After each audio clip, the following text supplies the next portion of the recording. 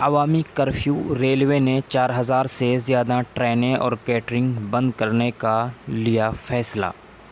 Corona virus کی عالمی وبا سے بچنے کے لیے ریلوے نے تاریخ میں پہلی مرتبہ غیر معمولی اقدام کرتے ہوئے اتوار 22 مارچ کو 4000 سے زیادہ ٹرینیں نہیں چلانے کا اعلان کیا ہے، جن میں میل ایکسپریس، سپر فاسٹ پیسنجر گاڑیوں کے علاوہ لوکل ٹرینیں بھی شامل ہیں۔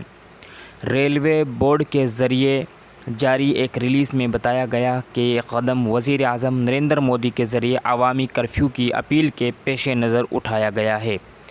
ریلوے بورڈ نے یہ بھی واضح کیا ہے کہ دہلی، ممبئی، چنئی، کچھ بڑے شہروں میں لوکل ٹرینیں کم تعداد میں چلائی جائیں گی، پوری طرح بند نہیں کی جائیں گی۔ لیکن کون کون سی ٹرینیں رد ہوں گی، یہ زونل ریلوے مقامی صورتحال ضرورت کی بنیاد پر طے کرے گی۔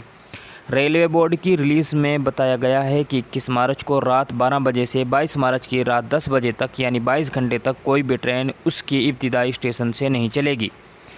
حالانکہ جو ٹرینیں شام 7 بجے تک سفر کے لیے روانہ ہو چکی ہوں گی انہیں نہیں روکا جائے گا۔ ریلوے کے اس فیصلے سے 2400 پیسنجر 1300 میل ایکسپریس ٹرینیں متاثر ہوں گی۔